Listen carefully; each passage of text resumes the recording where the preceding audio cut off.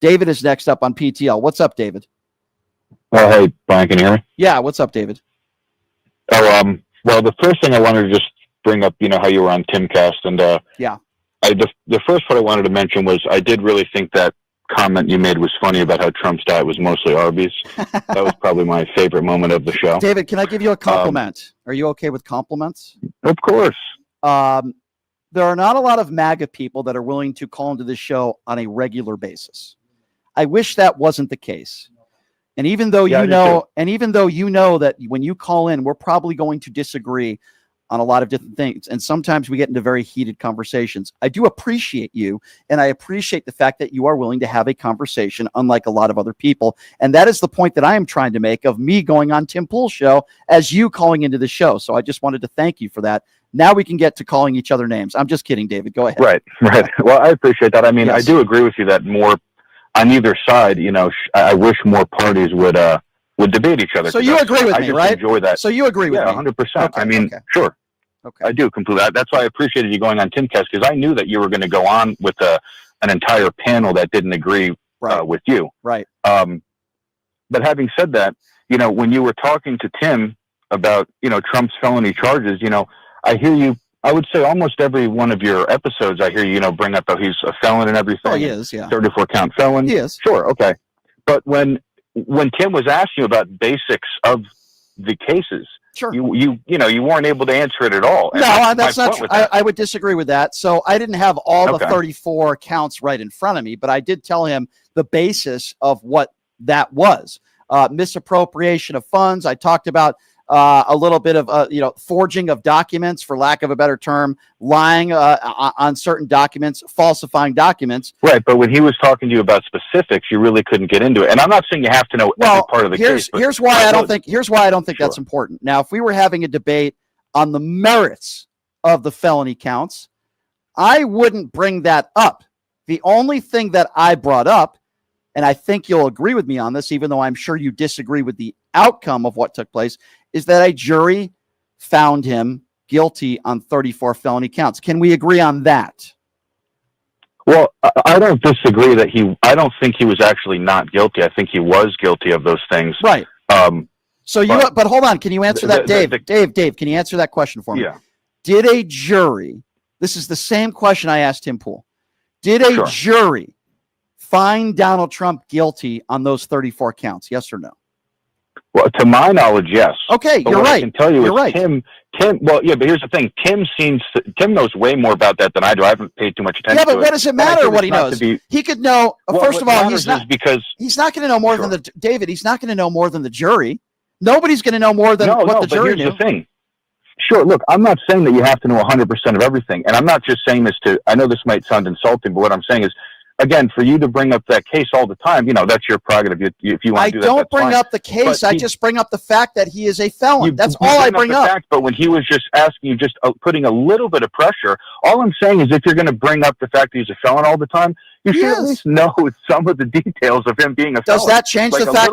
Does it change the fact that he's a felon? I'm not saying it does. Here's my issue about this. Undermines your argument. I don't think it does at all. Yeah. So I disagree with you. So here's the only point that I was trying to make. He's a liable sexual abuser, whether you agree with it or not. And he is a 34-count felon, whether you agree with it or not. Now, if you want to get into the weeds with me and talk about the actual, felony counts and why you think it was unfair, okay, fine. That's a different topic. The only thing he was trying to claim, and this is to me what hurts his argument.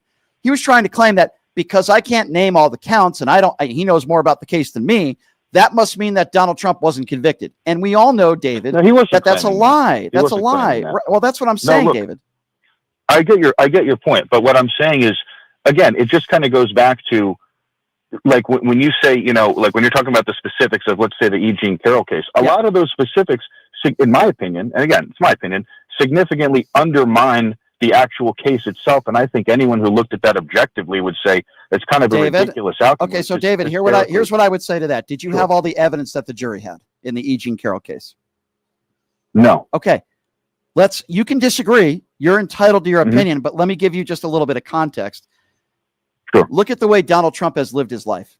Look at the way he's talked about women. Look at all the women that have come forward that have claimed he raped or sexually abused them, including his ex-wife, under deposition in court documents. Now, if you don't want to believe E. Jean Carroll and you think she was lying, you're entitled to that opinion. But I believe her, and I tend to believe most victims. Maybe not Nancy Mace, but I tend to believe most victims. Now, if you don't want to believe it and you don't think it happened, that's a different argument. Again, going back to what I said, going back to what I said on Tim Pool's show, I wasn't arguing the facts of the case. Well, all I was simply saying, just like the 34 felony counts, is that he's a liable sexual abuser, just like O.J. Simpson was never found guilty of murder. We can disagree, but that's the only point. And he couldn't even tell me that that Trump is a liable sexual abuser. He said, no, that's a lie. How can you have a good faith conversation with somebody who says the earth is flat?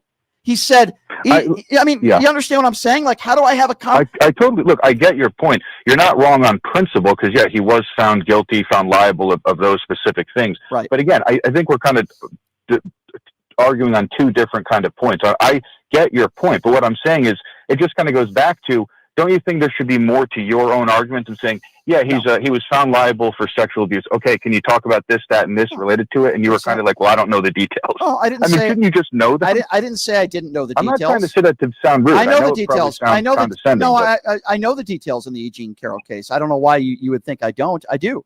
I know because exactly. When he was bringing them up, you kind of fell flat. You weren't able to answer basic questions. I didn't fall flat. I know exactly what happened, and I said it on his show. If you watched it. It was accused Donald Trump of using his fingers to digitally penetrate her. I have to be careful. I'm on the radio. It happened in a dressing room. It happened over 30 years ago. She did tell some of her friends days after it happened. They testified under oath. And, it comes down to, do you believe her or do you believe him? A jury found that he was liable. I mean, I know the basics of the case, just like I know the basics. Could I have the 34 felony counts right in front of me? No, of course not. And by the way, I guarantee you he couldn't have named all 34 felony counts either. But I wasn't into playing that game. And I don't think it hurts my argument at all. The only argument that I was trying to make, and I talked about Tim's daughter, and I talked about the moral character or lack thereof of Donald Trump. And then we went into legalities and the 34 count felonies and the fact that he's a liable sexual abuser. I don't think you have to know all the specifics in a case to understand whether someone is guilty or not. That's just my personal opinion. Now, you can disagree, but the courts decided. And guess what? There's a reason why we have a jury. There's a reason why we have this system put in place. The jury gets all the information. We don't. They make a decision. The jury made a decision in the Trump felony case. The jury made a decision in the E. Jean Carroll case.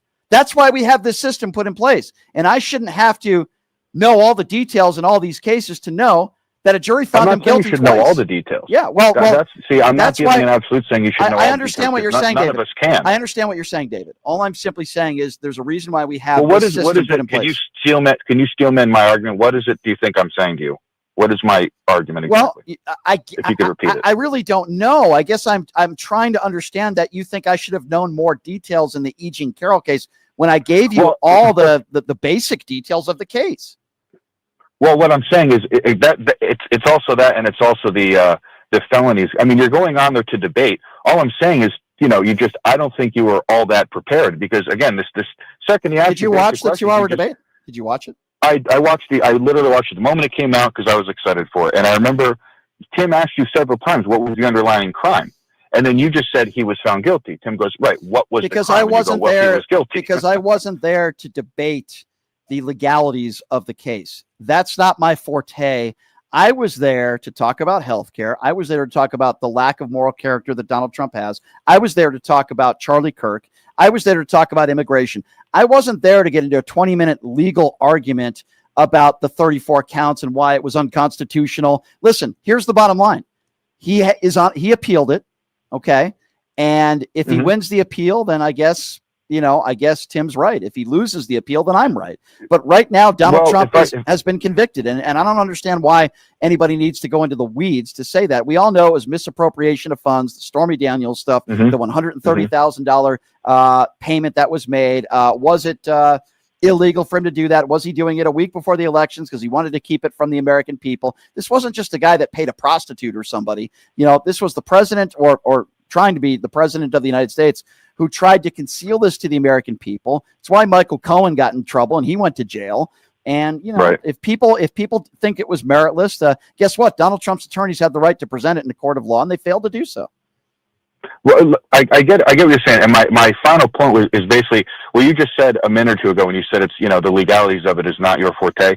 That's fine. There are certain things I really can't debate because I don't really know anything about it. But my point with that is if it's not your, like, if healthcare wasn't something I was educated on, I'm really not educated on it. But if it wasn't something I was educated on, I wouldn't constantly bring it up as a premise of an argument, because then I'm going to fall flat the moment someone That wasn't the questions me on it. premise. That wasn't the premise of my argument. Well, you kept saying he's a felon. And The yeah, premise of my argument. the premise of my argument was Donald Trump is a horrible human being, probably engaged in illegal activity.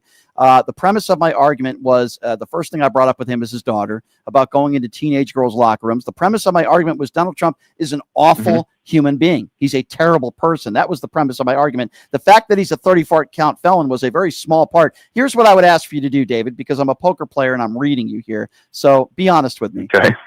Sure. From what I'm getting from this phone call, I don't think, did you really watch the entire debate or did you just watch clips? I watched the entire debate. Okay. All right. I don't know why you think I did. I mean, I was giving you quotes that Tim was saying to you. Okay. All right. You know, you talked about what about the Charlie Kirk stuff? Healthcare, immigration. What about the Charlie Kirk stuff? Did you think? Well, you got into it with the other, because the one guy, you said Charlie was garbage. The other guy started to debate you on that. I don't remember that guy's name. That wasn't a big part of the. Tim cut that off pretty quick because that guy made a terrible argument with me. And then Tim played a clip and he admitted to me that what Charlie Kirk said was bad and he gave him a D- and all that. Yeah, it was terrible. And I bring that up. And then we talked about Medicare, and Tim said he didn't care about people in this shutdown not getting paid. I thought that was a horrible thing to say. Showed a lack of empathy. Well, I know you think it was horrible, and that's fine. But his outline for that was because he thinks the government's too bloated and we need to make cutbacks. It doesn't matter what his reasoning is. To say that you don't care that there are hardworking Americans out there who are not getting paid is a lack of empathy for people. And I found that to be. And by the way, what about the part when we were talking about healthcare? And I mentioned that Donald Trump hasn't come up with a replacement plan in 9 years. Even when he wasn't president, he still could have been coming up with a plan if he won again. And then Tim said, well, that's why I voted for him, because he doesn't have a plan. I mean, I think that made Tim look really bad. Well, I mean, he also explained, because you kept pressuring him on that and asking why. He explained, he said, because he doesn't think any president could fix health care, which I personally agree with. Then, first of all, Barack Obama came up with a plan. It's called Obamacare. Now, you might not agree with it, and you might not like it, but at least he came up with a plan. The Republicans have no solutions. Donald Trump is the guy. He didn't say, I'm not going to come up with a replacement plan. I don't have any solutions. In fact, he said the opposite. He said, the plan is coming. You'll have it in 2 weeks. You'll have it in a month. Yeah, he's a used car salesman. I'm not saying he doesn't. That's the point that I was trying to make. Don't complain. And you made that point. And Tim, name me a president. Name me a president in our life. He really didn't, but name me a president in our lifetime for years that complaining about a Republican policy and didn't even come up with anything to combat it. Nothing. Democrats combat it with gun control. They combat it with health care. They combat it with minimum wage, with everything. Now, guns, you might not agree with the solutions that the Democrats have, but if it's a big issue like health care, at least they have something that they can debate, a solution, something that they want. And Republicans, well, first of all, Republicans do have answers to these problems. Just Democrats don't agree with it. Where is it? What's the replacement plan? Well, for example, for healthcare, I mean, if you're going to think about what Trump was saying, he was saying back in the, when he was running against Hillary, he wanted to leave it up to the states. That was effectively what he was saying. But he doesn't have any solutions. He doesn't have a plan. That's the problem. I'm not disagreeing with you. I'm not saying he does, but having a bad plan, like I think Democrats have a bad plan, I would make the case that that's even worse than having no plan at all, because you're putting a terrible plan in place. So first of all, that's a matter of opinion, and I'm not defending Republicans. I disagree with you. I disagree with you. I think Obamacare saved millions of American lives, but let's just say you're right for a moment. Let's say Obamacare is terrible.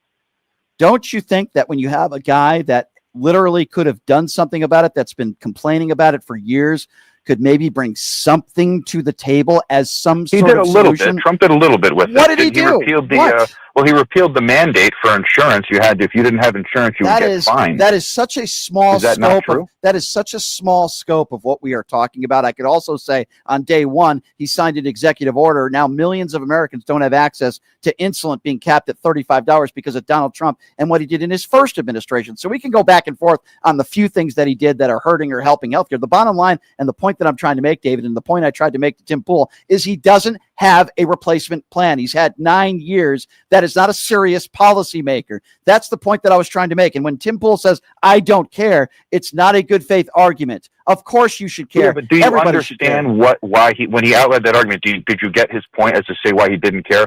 Because Tim is saying, I'm trying to steelman his argument.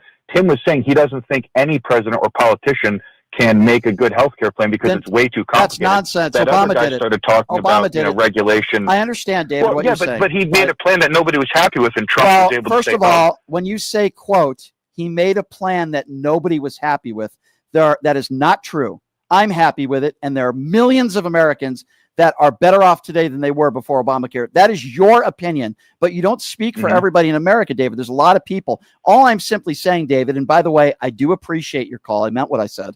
All I'm simply saying, David, is that if you're going to complain about something your mom or dad taught you growing up, do something about it. I don't want to hear you complain about something unless you have a solution. Donald Trump is the president of the United States. He is not a serious policymaker. He doesn't know what he's doing. He's been complaining about Obamacare for years. There is no solutions, not even a sliver. There is no replacement plan. And the fact that anybody like Tim would say that I like him for that is absurd. It's ridiculous.